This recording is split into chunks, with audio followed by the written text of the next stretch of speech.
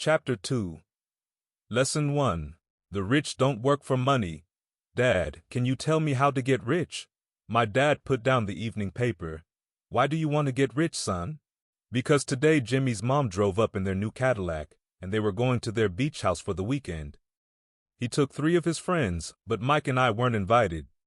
They told us we weren't invited because we were poor kids. They did? My dad asked incredulously. Yeah, they did, I replied in a hurt tone. My dad silently shook his head, pushed his glasses up the bridge of his nose and went back to reading the paper. I stood waiting for an answer. The year was 1956. I was 9 years old. By some twist of fate, I attended the same public school where the rich people sent their kids. We were primarily a sugar plantation town. The managers of the plantation and the other affluent people of the town, such as doctors, business owners, and bankers, sent their children to this school, grades 1 to 6. After grade 6, their children were generally sent off to private schools. Because my family lived on one side of the street, I went to this school.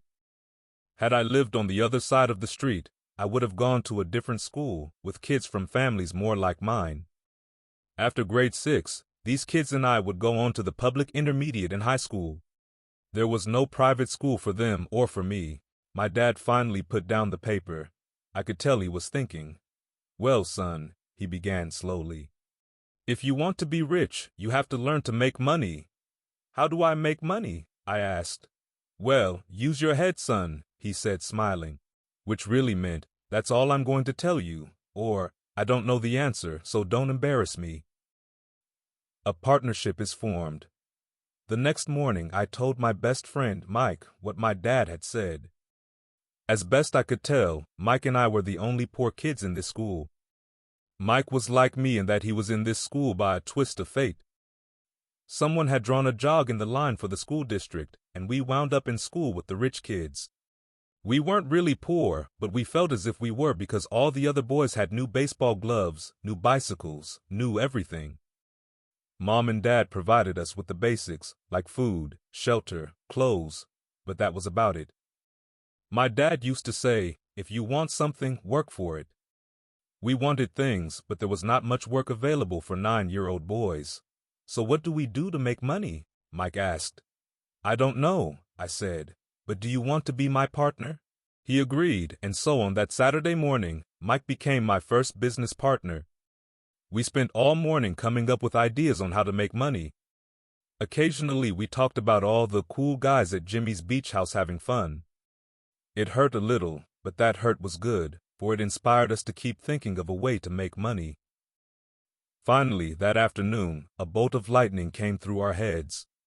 It was an idea Mike had gotten from a science book he had read. Excitedly, we shook hands, and the partnership now had a business. For the next several weeks, Mike and I ran around our neighborhood, knocking on doors and asking our neighbors if they would save their toothpaste tubes for us.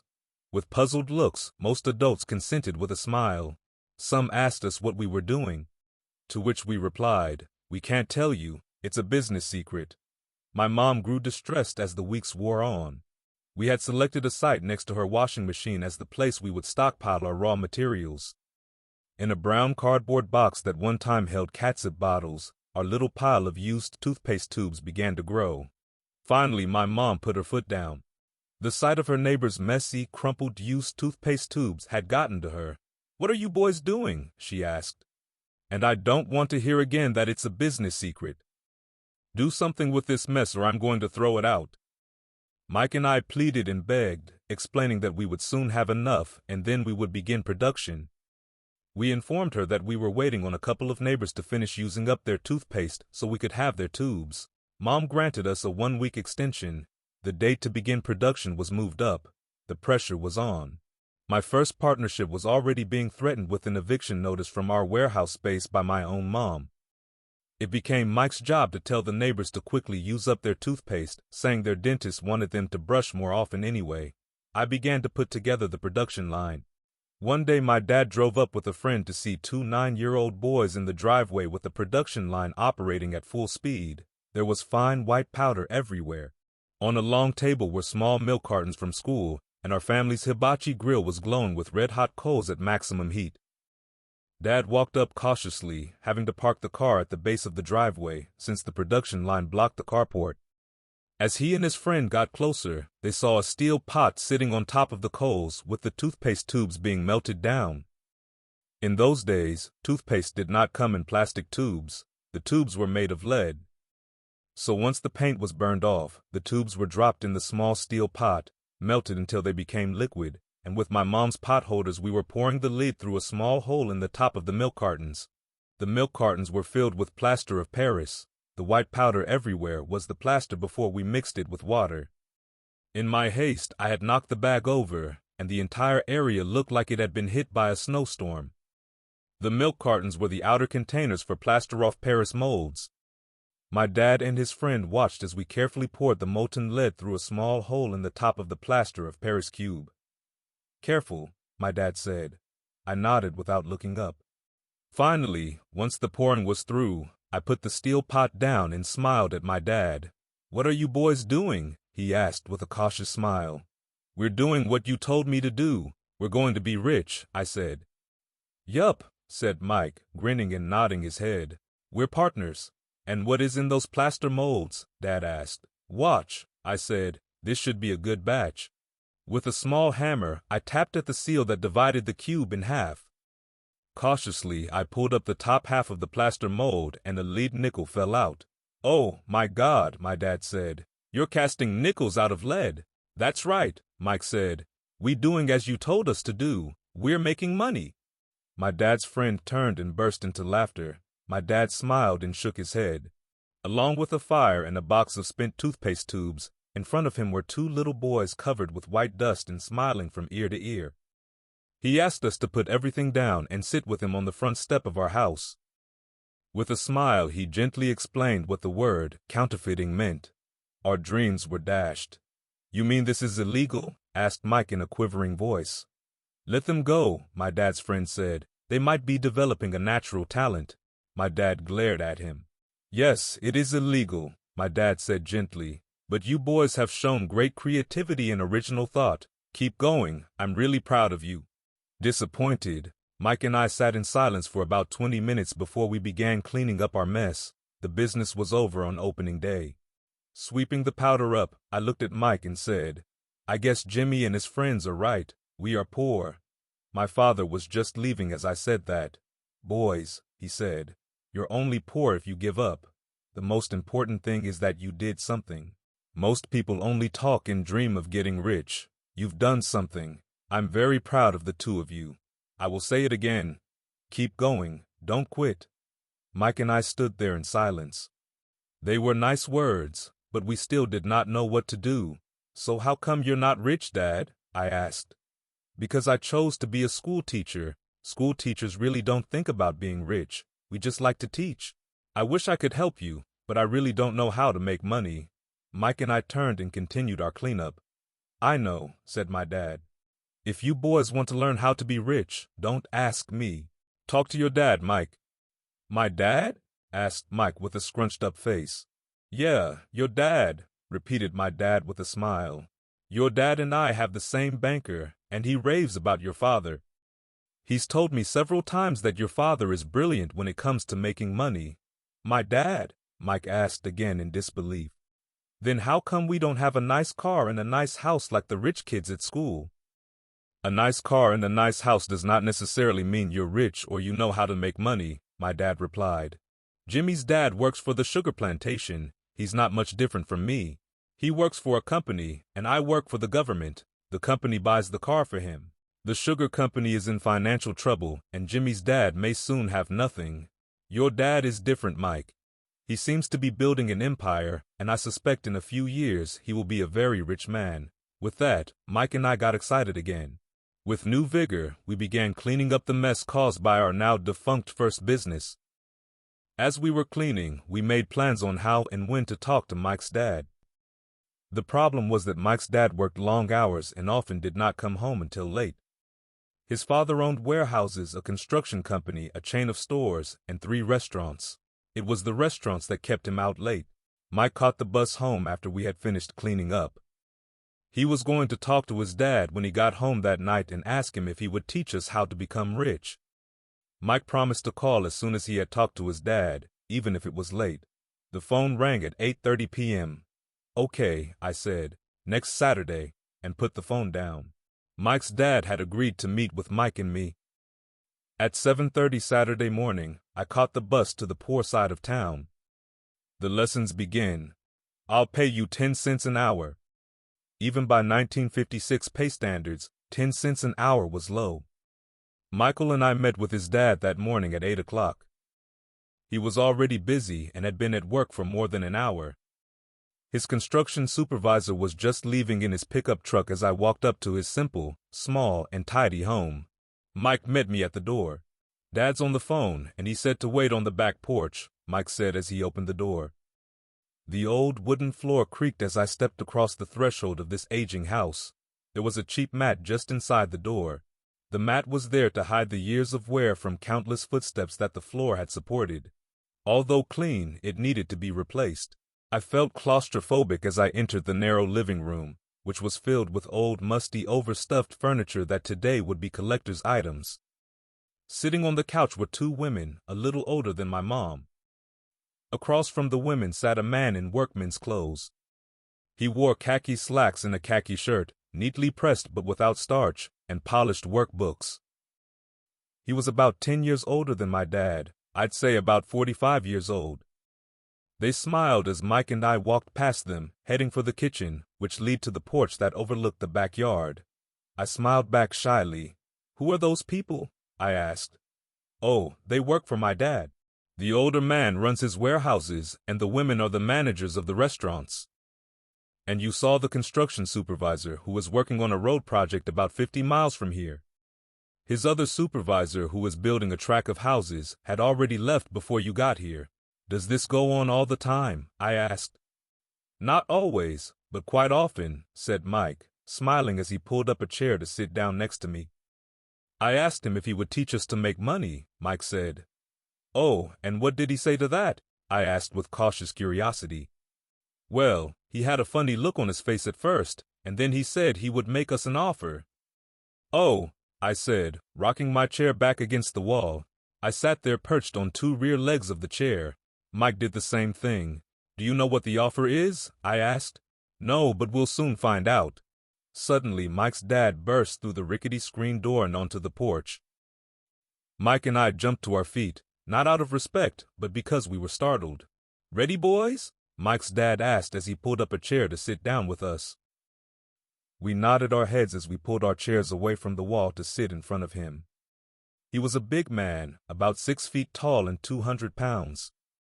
My dad was taller, about the same weight, and 5 years older than Mike's dad. They sort of looked alike, though not of the same ethnic makeup. Maybe their energy was similar. "Mike says you want to learn to make money. Is that correct, Robert?" I nodded my head quickly, but with a little intimidation. He had a lot of power behind his words and smile. "Okay, here's my offer. I'll teach you, but I won't do it classroom style. You work for me, I'll teach you. You don't work for me, I won't teach you. I can teach you faster if you work, and I'm wasting my time if you just want to sit and listen like you do in school. That's my offer. Take it or leave it." "Ah, may I ask a question first?" I asked. "No, take it or leave it. I've got too much work to do to waste my time. If you can't make up your mind decisively, then you'll never learn to make money anyway. Opportunities come and go. Being able to know when to make quick decisions is an important skill. You have an opportunity that you asked for. School is beginning or it's over in 10 seconds, Mike's dad said with a teasing smile. "Take it," I said. "Take it," said Mike. "Good," said Mike's dad. "Mrs. Martin will be by in 10 minutes. After I'm through with her, you ride with her to my superette and you can begin working. I'll pay you 10 cents an hour and you will work for 3 hours every Saturday." "But I have a softball game today," I said. Mike's dad lowered his voice to a stern tone. "Take it or leave it," "I'll take it," I replied, choosing to work and learn instead of playing softball. 30 cents later. By 9 a.m. on a beautiful Saturday morning, Mike and I were working for Mrs. Martin. She was a kind and patient woman. She always said that Mike and I reminded her of her 2 sons who were grown and gone. Although kind, she believed in hard work and she kept us working. She was a taskmaster. We spent 3 hours taking canned goods off the shelves and, with a feather duster, brushing each can to get the dust off, and then restacking them neatly. It was excruciatingly boring work. Mike's dad, whom I call my rich dad, owned 9 of these little superettes with large parking lots. They were the early version of the 7-Eleven convenience stores. Little neighborhood grocery stores where people bought items such as milk, bread, butter, and cigarettes. The problem was, this was Hawaii before air conditioning, and the stores could not close its doors because of the heat. On 2 sides of the store, the doors had to be wide open to the road and parking lot. Every time a car drove by or pulled into the parking lot, dust would swirl and settle in the store. Hence, we had a job for as long as there was no air conditioning. For 3 weeks, Mike and I reported to Mrs. Martin and worked our 3 hours.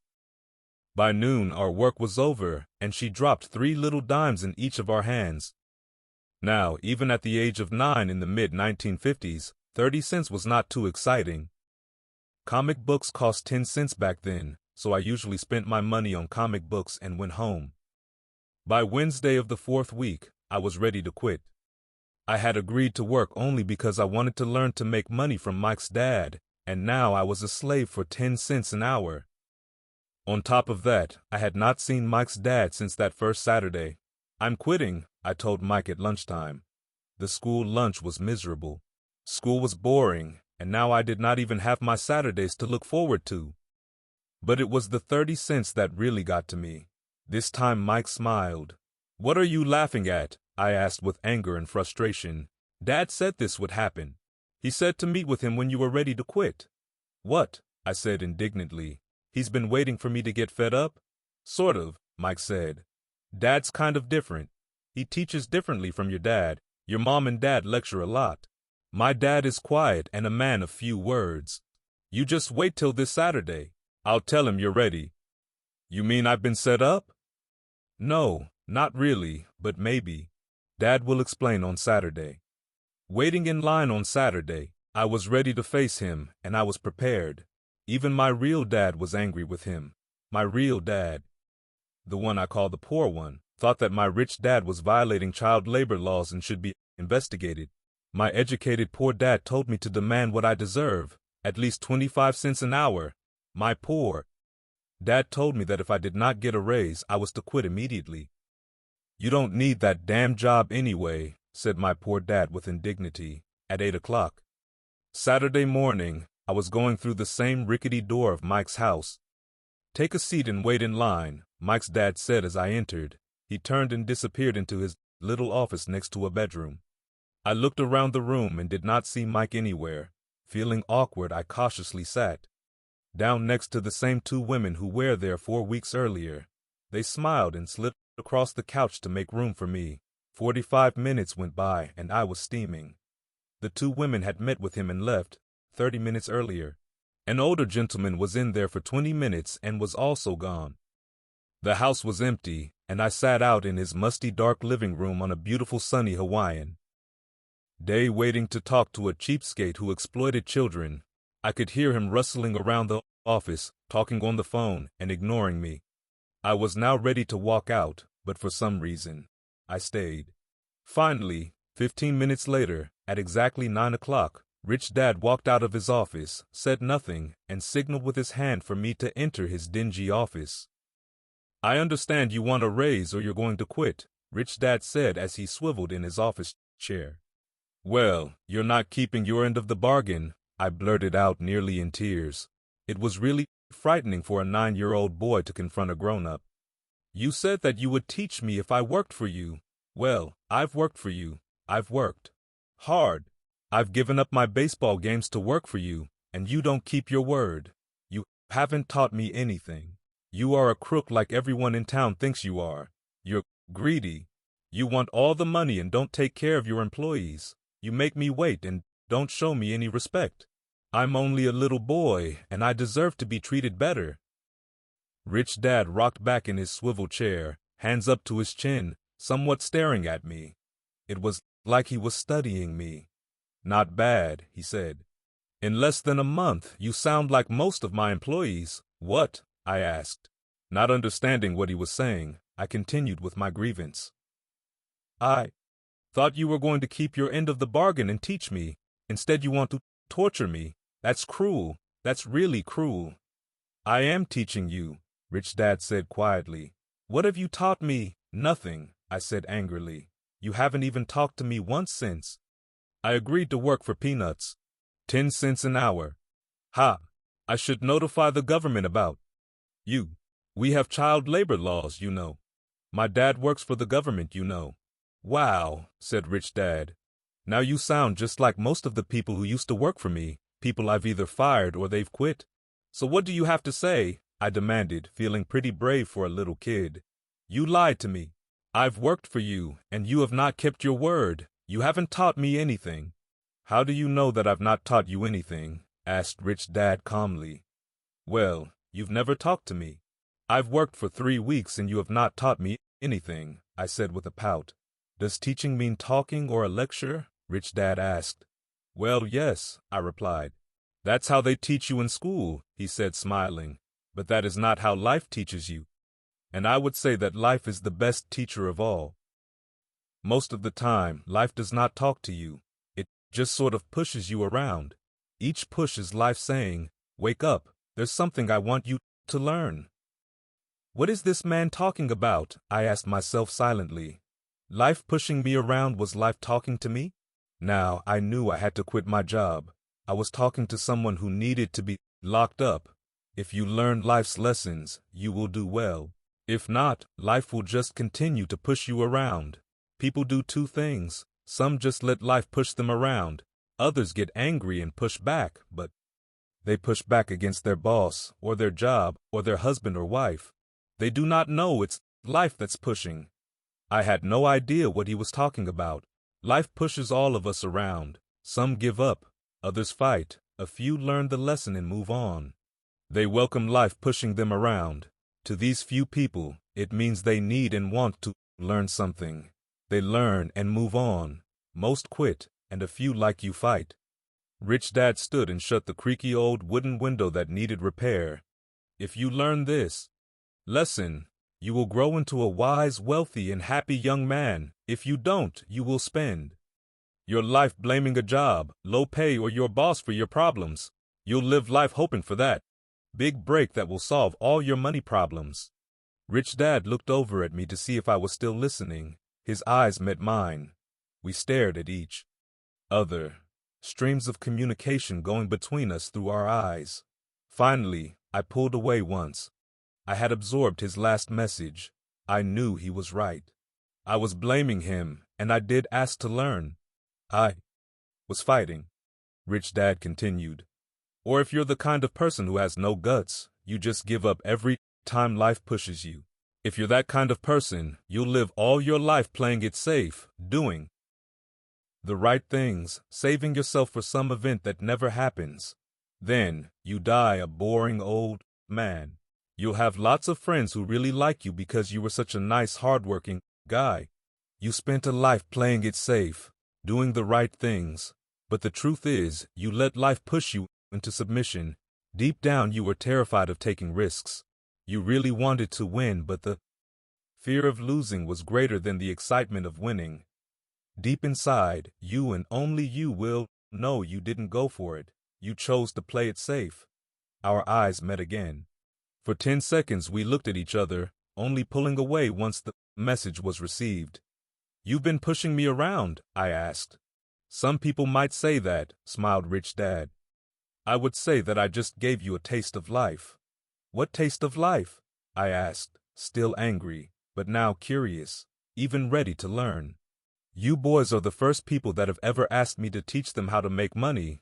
I have more than 150 employees, and not one of them has asked me what I know about money.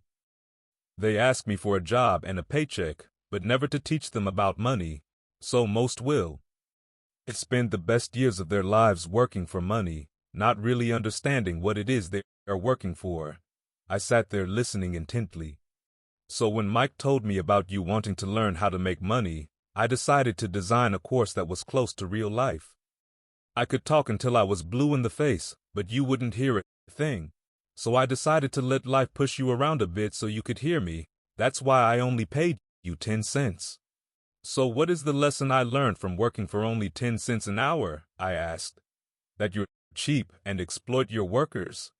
Rich Dad rocked back and laughed heartily.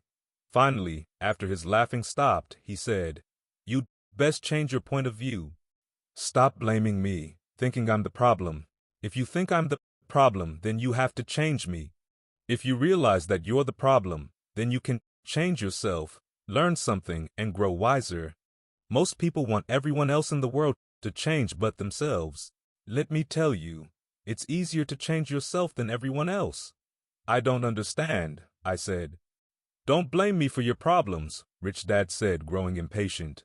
"But you only pay me 10 cents. So what are you learning?" Rich Dad asked, smiling. "That you're cheap," I said with a sly grin. "See, you think I'm the problem," said Rich Dad, "but you are." "Well, keep that attitude and you learn nothing. Keep the attitude that I'm the problem, and what choices do you have?" "Well, if you don't pay me more or show me more respect and teach me, I'll quit." "Well put," Rich Dad said, "and that's exactly what most people do. They quit and go looking for another job, better opportunity, and higher pay, actually thinking that a new job or more pay will solve the problem. In most cases, it won't. So what will solve the problem?" I asked. "Just take this measly 10 cents an hour and smile." Rich Dad smiled. "That's what the other people do. Just accept a paycheck knowing that they and their family will struggle financially. But that's all they do, waiting for a raise, thinking that more money will solve the problem. Most just accept it, and some take a second job working harder, but again accepting a small paycheck." I sat staring at the floor, beginning to understand the lesson Rich Dad was presenting. I could sense it was a taste of life. Finally, I looked up and repeated the question. "So what will solve the problem?" "This," he said, tapping me gently on the head. "This stuff between your ears." It was at that moment that Rich Dad shared the pivotal point of view that separated him from his employees and my poor dad, and led him to eventually become one of the richest men in Hawaii, while my highly educated but poor dad struggled financially all his life. It was a singular point of view that made all the difference over a lifetime. Rich Dad said over and over this point of view, which I call lesson number 1. The poor and the middle class work for money, the rich have money work for them. On that bright Saturday morning, I was learning a completely different point of view from what I had been taught by my poor dad. At the age of 9, I grew aware that both dads wanted me to learn. Both dads encouraged me to study, but not the same things. My highly educated dad recommended that I do what he did. "Son, I want you to study hard, get good grades so you can find a safe, secure job with a big company, and make sure it has excellent benefits." My rich dad wanted me to learn how money works so I could make it work for me. These lessons I would learn through life with his guidance, not because of a classroom. My rich dad continued my first lesson. "I'm glad you got angry about working for 10 cents an hour. If you had not gotten angry and had gladly accepted it, I would have to tell you that I could not teach you. You see, true learning takes energy, passion, a burning desire. Anger is a big part of that formula, for passion is anger and love combined. When it comes to money, most people want to play it safe and feel secure, so passion does not direct them. Fear does." "So is that why they'll take a job with low par?" I asked. "Yes," said Rich Dad. "Some people say I exploit people because I don't pay as much as the sugar plantation or the government. I say the people exploit themselves. It's their fear, not mine." "But don't you feel you should pay them more?" I asked. "I don't have to. And besides, more money will not solve the problem. Just look at your dad. He makes a lot of money, and he still can't pay his bills. Most people, given more money, only get into more debt." "So that's why the 10 cents an hour," I said, smiling. "It's a part of the lesson." "That's right," smiled Rich Dad. "You see, your dad went to school and got an excellent education so he could get a high-paying job, which he did. But he still has money problems because he never learned anything about money at school. On top of that, he believes in working for money. And you don't?" I asked. No, not really, said Rich Dad. If you want to learn to work for money, then stay in school. That is a great place to learn to do that. But if you want to learn how to have money work for you, then I will teach you that, but only if you want to learn. Wouldn't everyone want to learn that? I asked. No, said Rich Dad. Simply because it's easier to learn to work for money, especially if fear is your primary emotion when the subject of money is discussed. I don't understand, I said with a frown. Don't worry about that for now. Just know that it's fear that keeps most people working at a job. The fear of not paying their bills, the fear of being fired, the fear of not having enough money, the fear of starting over. That's the price of studying to learn a profession or trade, and then working for money. Most people become a slave to money, and then get angry at their boss. Learning to have money work for you is a completely different course of study? I asked. Absolutely, Rich Dad answered. Absolutely. We sat in silence on that beautiful Hawaiian Saturday morning. My friends would have just been starting their Little League baseball game. But for some reason, I was now thankful I had decided to work for 10 cents an hour. I sensed that I was about to learn something my friends would not learn in school. Ready to learn? Asked Rich Dad. Absolutely, I said with a grin. I have kept my promise. I've been teaching you from afar, my Rich Dad said. At 9 years old, you've gotten a taste of what it feels like to work for money. Just multiply your last month by 50 years and you will have an idea of what most people spend their life doing. I don't understand, I said. I nodded my head. Good, said Rich Dad. Now get back to work. This time, I will pay you nothing. What? I asked in amazement. You heard me, nothing. You will work the same 3 hours every Saturday, but this time you will not be paid 10 cents per hour. You said you wanted to learn to not work for money, so I'm not going to pay you anything. I couldn't believe what I was hearing. I've already had this conversation with Mike. He's already working, dusting and stacking canned goods for free. You'd better hurry and get back there. That's not fair, I shouted. You've got to pay something. You said you wanted to learn. If you don't learn this now, you'll grow up to be like the 2 women and the older man sitting in my living room, working for money and hoping I don't fire them. Or like your dad, earning lots of money only to be in debt up to his eyeballs, hoping more money will solve the problem. If that's what you want, I'll go back to our original deal of 10 cents an hour. Or you can do what most people grow up to do. Complain that there is not enough pay, quit, and go looking for another job. But what do? I asked. Rich Dad tapped me on the head. Use this, he said. If you use it well, you will soon thank me for giving you an opportunity, and you will grow into a rich man. I stood there still not believing what a raw deal I had been handed. Here I came to ask for a raise, and now I was being told to keep working for nothing. Rich Dad tapped me on the head again and said, Use this. Now get out of here and get back to work. Lesson #L. The rich don't work for money. I didn't tell my poor dad I wasn't being paid. He would not have understood, and I did not want to try to explain something that I did not yet understand myself. For 3 more weeks, Mike and I worked for 3 hours every Saturday for nothing.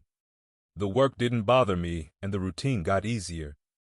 It was the missed baseball games and not being able to afford to buy a few comic books that got to me. Rich Dad stopped by at noon on the 3rd week. We heard his truck pull up in the parking lot and sputter when the engine was turned off. He entered the store and greeted Mrs. Martin with a hug. After finding out how things were going in the store, he reached into the ice cream freezer, pulled out 2 bars, paid for them, and signaled to Mike and me, "Let's go for a walk, boys." We crossed the street, dodging a few cars, and walked across a large grassy field where a few adults were playing softball. Sitting down at a remote picnic table, he handed Mike and me the ice cream bars. "How's it going, boys?" "Okay," Mike said. I nodded in agreement. "Learn anything yet?" Rich Dad asked. Mike and I looked at each other, shrugged our shoulders, and shook our heads in unison. Avoiding one of life's biggest traps. "Well, you boys had better start thinking. You're staring at one of life's biggest lessons. If you learn the lesson, you'll enjoy a life of great freedom and security. If you don't learn the lesson, you'll wind up like Mrs. Martin and most of the people playing softball in this park. They work Very hard, for little money, clinging to the illusion of job security, looking forward to a 3-week vacation each year and a skimpy pension after 45 years of work. If that excites you, I'll give you a raise to 25 cents an hour. But these are good, hard-working people. Are you making fun of them? I demanded. A smile came over Rich Dad's face. Mrs. Martin is like a mother to me. I would never be that cruel. I may sound cruel because I'm doing my best to point something out to the two of you. I want to expand your point of view so you can see something. Something most people never have the benefit of seeing because their vision is too narrow. Most people never see the trap they are in. Mike and I sat there uncertain of his message. He sounded cruel, yet we could sense he was desperately wanting us to know something. With a smile, Rich Dad said, "Doesn't that 25 cents an hour sound good? Doesn't it make your heart beat a little faster?" I shook my head. No, but it really did. 25 cents an hour would be big bucks to me. Okay, I'll pay you $1 an hour, Rich Dad said with a sly grin. Now my heart was beginning to race. My brain was screaming. And, take it, take it. I could not believe what I was hearing. Still, I said nothing. Okay, $2 an hour. My little 9-year-old brain and heart nearly exploded. After all, it was 1956 and being paid $2 an hour would have made me the richest kid in the world. I couldn't imagine earning that kind of money. I wanted to say, yes, I wanted the deal. I could see a new bicycle, new baseball glove, and adoration of my friends when I flashed some cash. On top of that, Jimmy and his rich friends could never call me poor again. But somehow my mouth stayed silent. Maybe my brain had overheated and blown a fuse. But deep down I badly wanted that $2 an hour. The ice cream had melted and was running down my hand. The ice cream stick was empty, and under it was a sticky mess of vanilla and chocolate that aunts were enjoying. Rich Dad was looking at two boys staring back at him, eyes wide open and brains empty. He knew he was testing us. And he knew there was a part of our emotions that wanted to take the deal. He knew that each human being has a weak and needy part of their soul that can be bought, and he knew that each human being also had a part of their soul that was strong and filled with a resolve that could never be bought.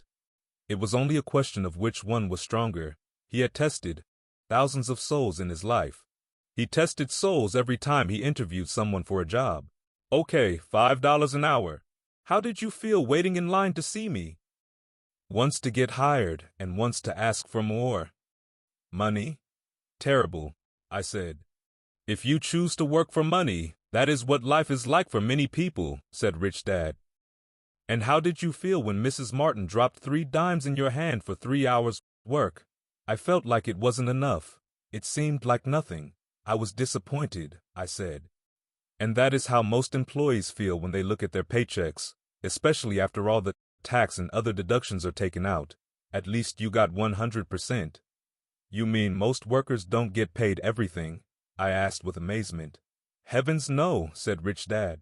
The government always takes its share first. How do they do that? I asked. Taxes, said Rich Dad. You're taxed when you earn. You're taxed when you spend. You're taxed when you save. You're taxed when you die. Why do people let the government do that to them? The rich don't, said Rich Dad with a smile. The poor and the middle class do. I'll bet you that I earn more than your dad, yet he pays more in taxes. How can that be? I asked. As a 9-year-old boy, that made no sense to me. Why would someone let the government do that to them? Rich Dad sat there in silence. I guess he wanted me to listen instead of jabber away at the mouth. Finally, I calmed down. I did not like what I had heard. I knew my dad complained constantly about paying so much in taxes, but really did nothing about it. Was that life pushing him around? Rich Dad rocked slowly and silently in his chair, just looking at me. Ready to learn? He asked. I nodded my head slowly. As I said, there is a lot to learn. Learning how to have money work for you is a lifetime study. Most people go to college for 4 years, and their education ends. I already know that my study of money will continue over my lifetime, simply because the more I find out, the more I find out. I need to know. Most people never study the subject. They go to work, get their paycheck, balance their checkbooks, and that's it. On top of that, they wonder why they have money problems. Then they think that more money will solve the problem. Few realize that it's their lack of financial education that is the problem. So my dad has tax problems because he doesn't understand money? I asked, confused. Look, said Rich Dad, taxes are just one small section on learning how to have money work for you. Today, I just wanted to find out if you still have the passion to learn about money. Most people don't.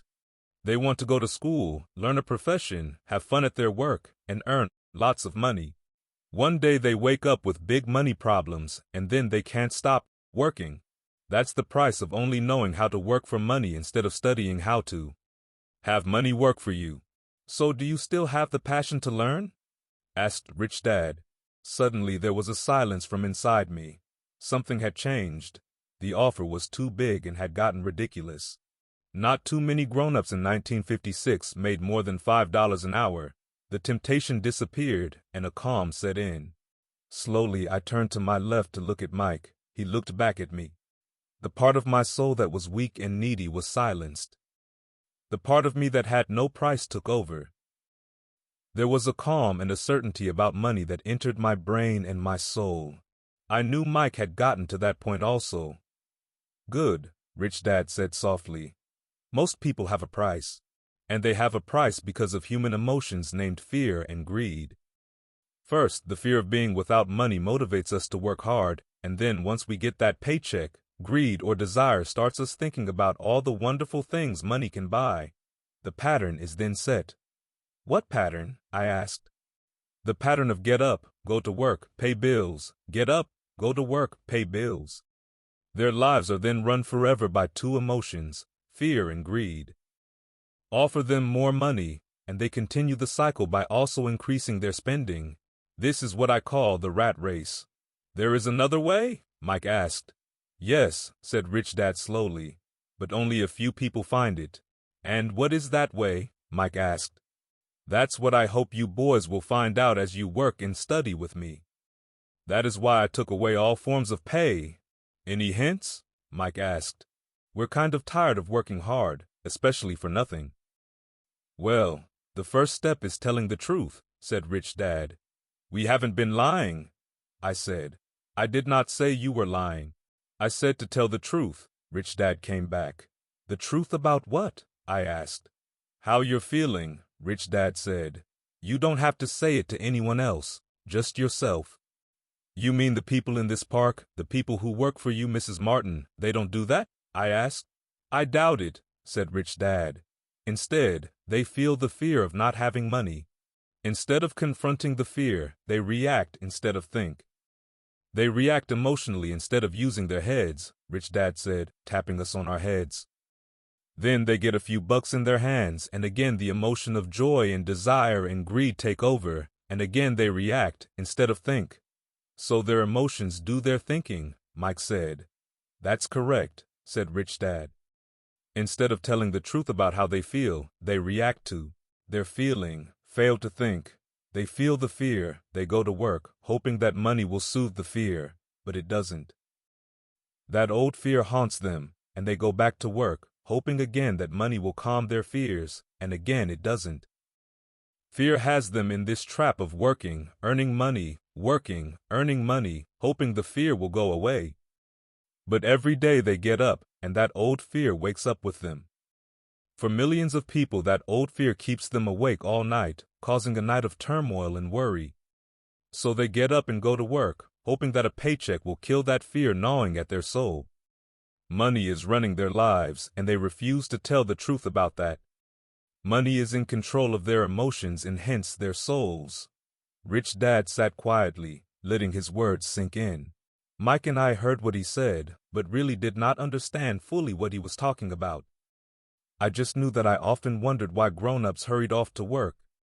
It did not seem like much fun, and they never looked that happy, but something kept them hurrying off to work. Realizing we had absorbed as much as possible of what he was talking about, Rich Dad said, I want you boys to avoid that trap. That is really what I want to teach you. Not just to be rich, because being rich does not solve the problem. It doesn't, I asked, surprised. No, it doesn't. Let me finish the other emotion, which is desire. Some call it greed, but I prefer desire. It is perfectly normal to desire something better, prettier, more fun or exciting. So people also work for money because of desire. They desire money for the joy they think it can buy.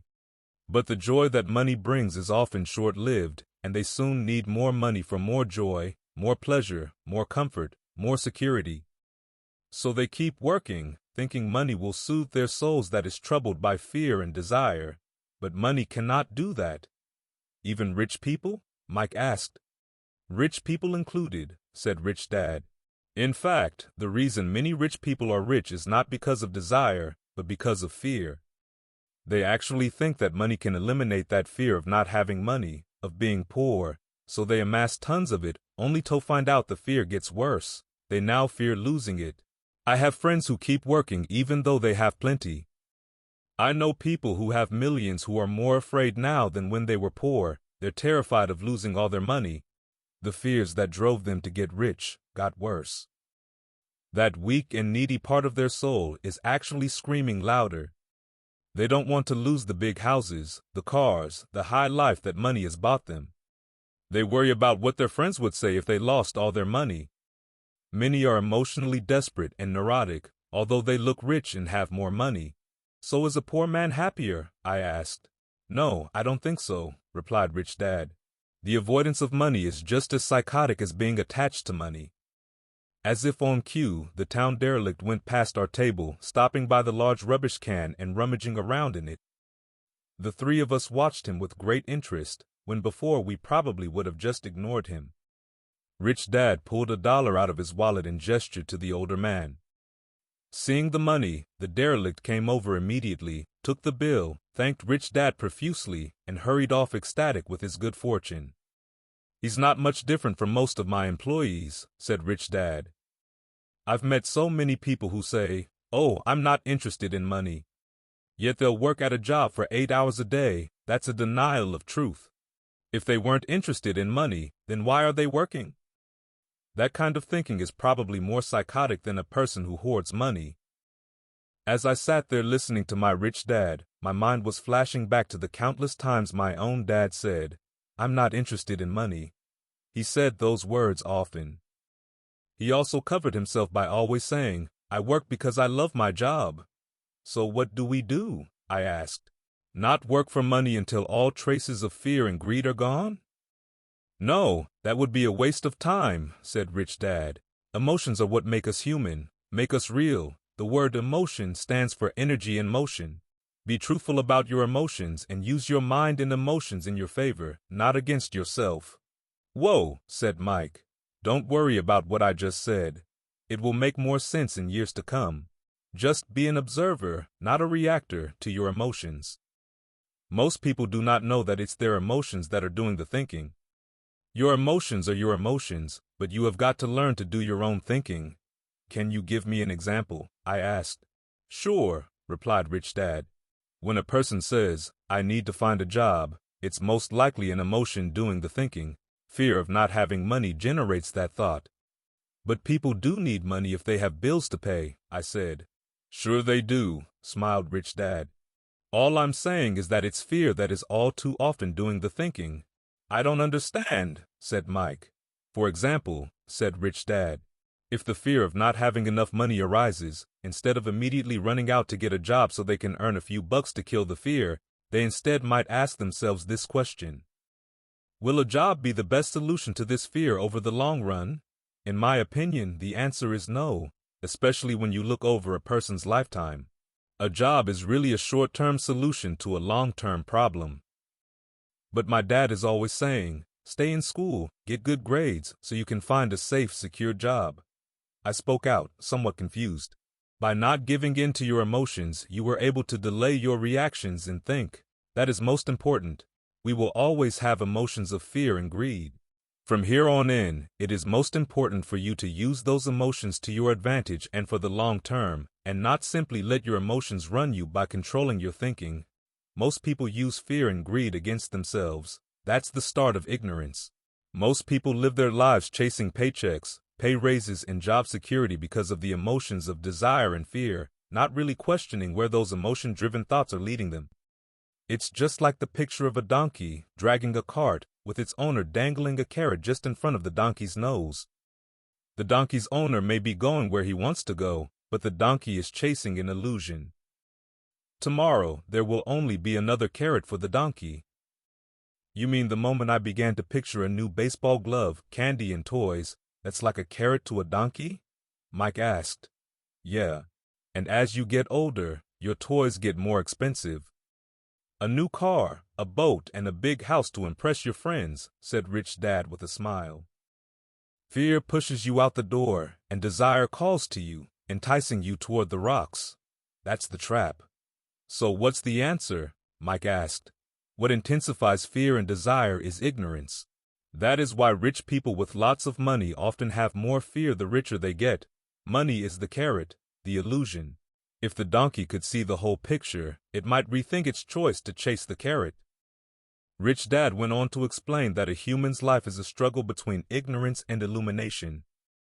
He explained that once a person stops searching for information and knowledge of oneself, ignorance sets in. That struggle is a moment-to-moment decision to learn to open or close one's mind. Look, school is very, very important. You go to school to learn a skill or profession so as to be a contributing member of society.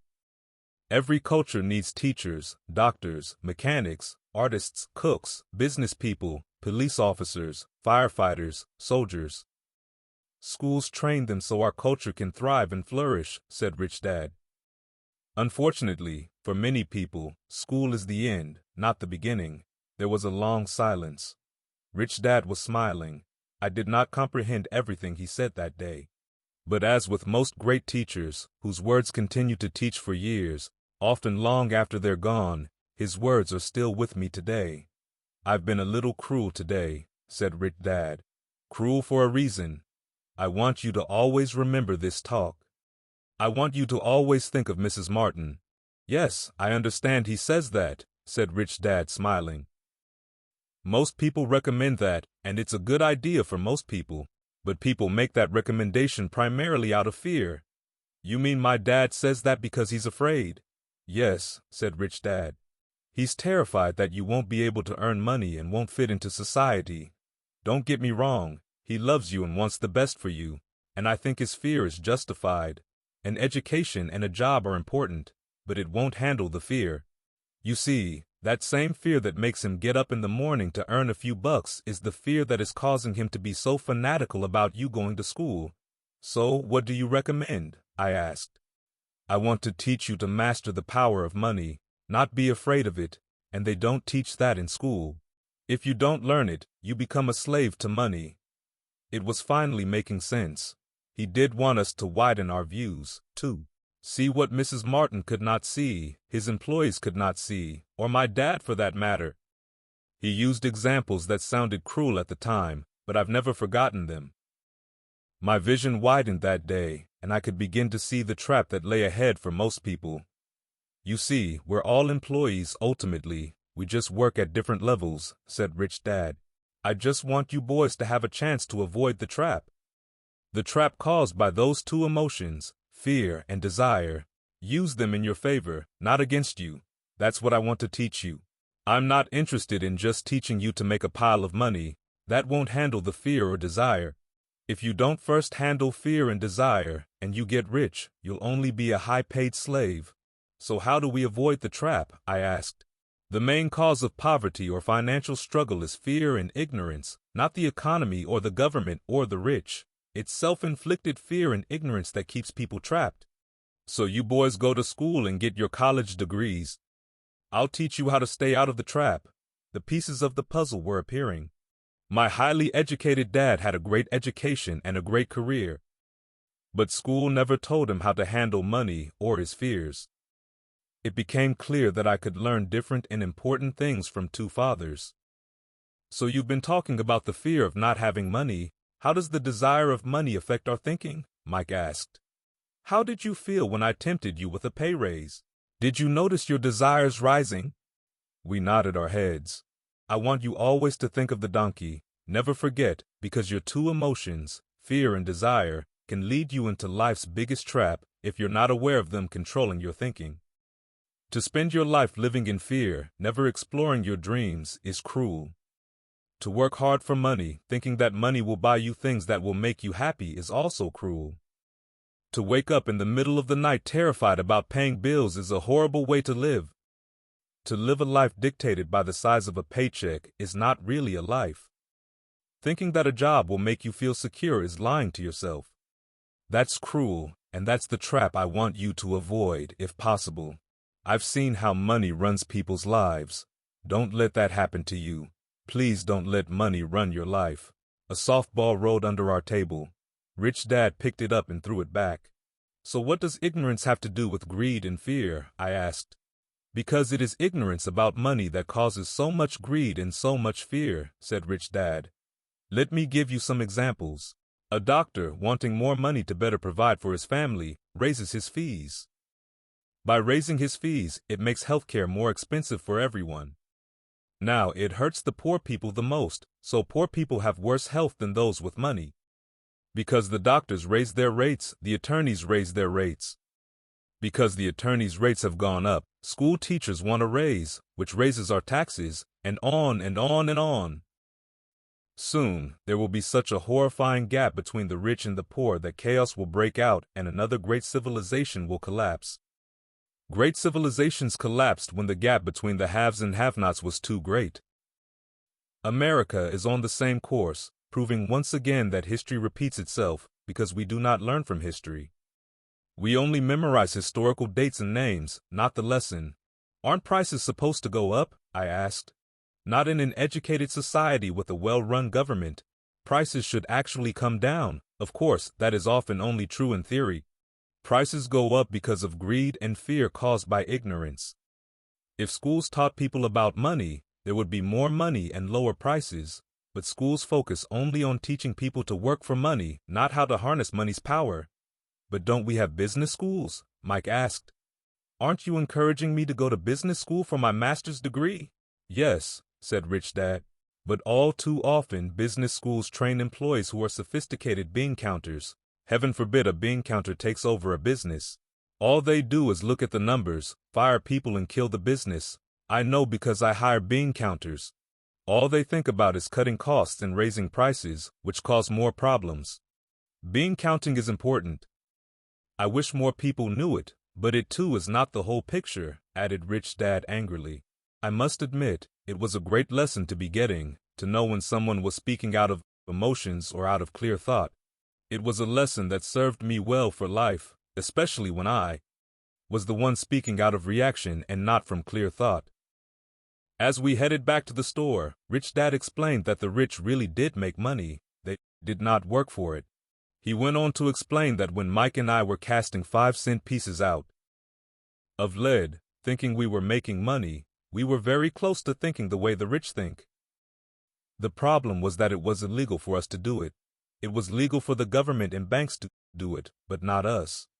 He explained that there are legal ways to make money and illegal ways. Rich Dad went on to explain that the rich know that money is an illusion, truly like the carrot for the donkey.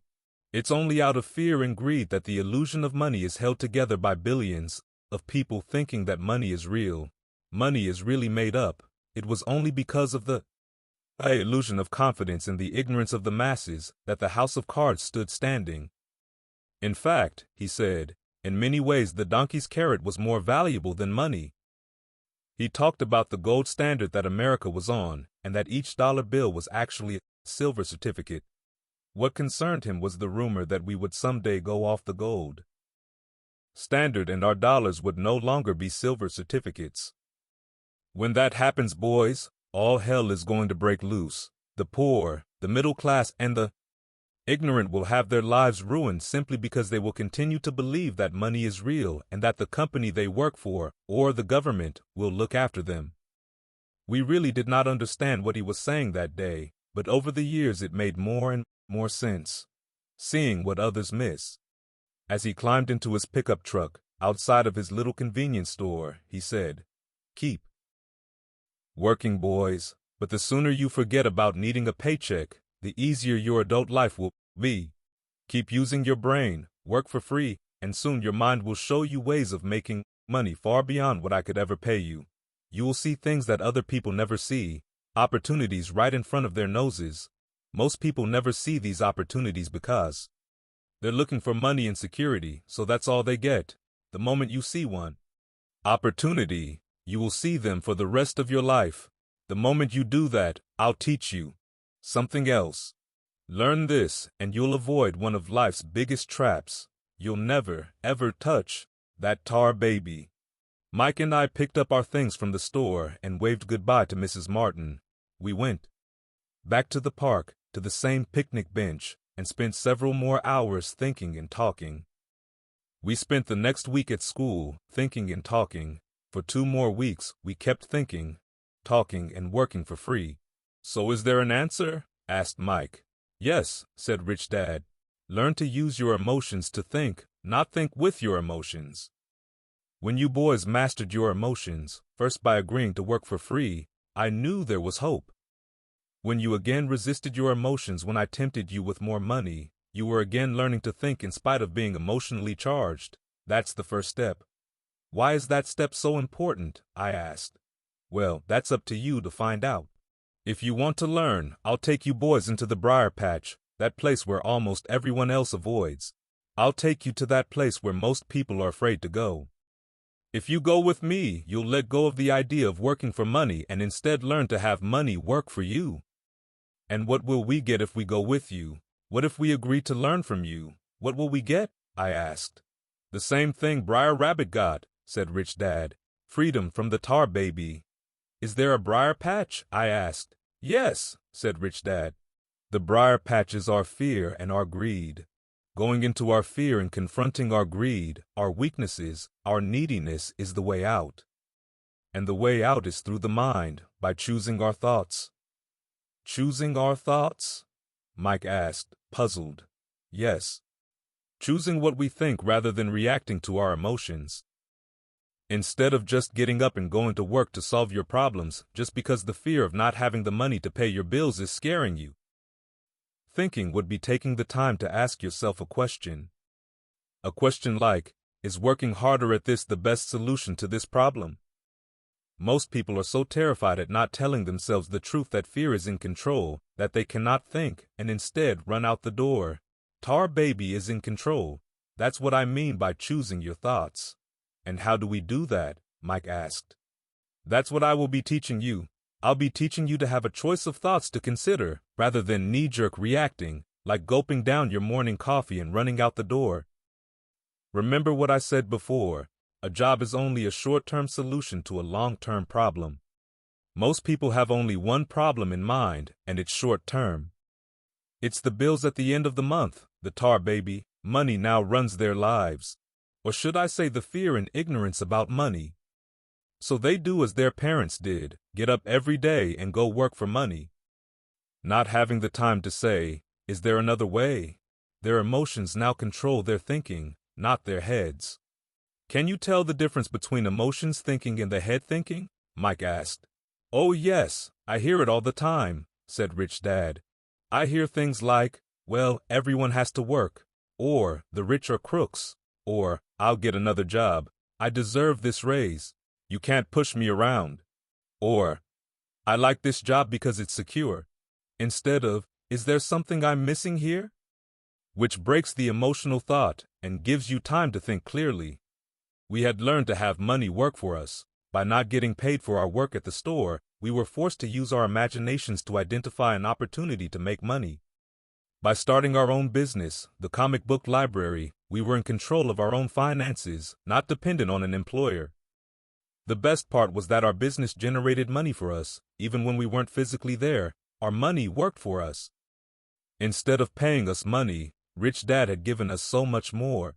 At the end of the second Saturday, I was again saying goodbye to Mrs. Martin and looking at the comic book stand with a longing gaze. The hard thing about not even getting 30 cents every Saturday was that I didn't have any money to buy comic books. Suddenly, as Mrs. Martin was saying goodbye to Mike and me, I saw something she was doing that I had never seen her do before. I mean, I had seen her do it, but I never took notice of it. Mrs. Martin was cutting the front page of the comic book in half. She was keeping the top half of the comic book cover and throwing the rest of the comic book into a large brown cardboard box. When I asked her what she did with the comic books, she said, "I throw them away. I give the top half of the cover back to the comic book distributor for credit when he brings in the new comics. He's coming in an hour." Mike and I waited for an hour. Soon the distributor arrived and I asked him if we could have the comic books, to which he replied, "You can have them if you work for this store and do not resell them." Our partnership was revived. Mike's mom had a spare room in the basement that no one used. We cleaned it out and began piling hundreds of comic books in that room. Soon our comic book library was open to the public. We hired Mike's younger sister, who loved to study, to be head librarian. She charged each child 10 cents admission to the library, which was open from 2:30 to 4:30 p.m. every day after school. The customers, the children of the neighborhood, could read as many comics as they could in 2 hours. It was a bargain for them since a comic costs 10 cents each and they could read 5 or 6 in 2 hours. Mike's sister would check the kids as they left to make sure they weren't borrowing any comic books. She also kept the books, logging in how many kids showed up each day, who they were, and any comments they might have. Mike and I averaged $9.50 per week over a 3-month period. We paid his sister $1 a week and allowed her to read the comics for free, which she rarely did since she was always studying. Mike and F kept our agreement by working in the store every Saturday and collecting all the comic books from the different stores. We kept our agreement to the distributor by not selling any comic books. We burned them once they got too tattered. We tried opening a branch office, but we could never quite find someone as dedicated as Mike's sister we could trust. At an early age, we found out how hard it was to find good staff. 3 months after the library first opened, a fight broke out in the room. Some bullies from another neighborhood pushed their way in and started it. Mike's dad suggested we shut down the business. So our comic book business shut down, and we stopped working on Saturdays at the convenience store. Anyway, Rich Dad was excited because he had new things he wanted to teach us. He was happy because we had learned our first lesson so well.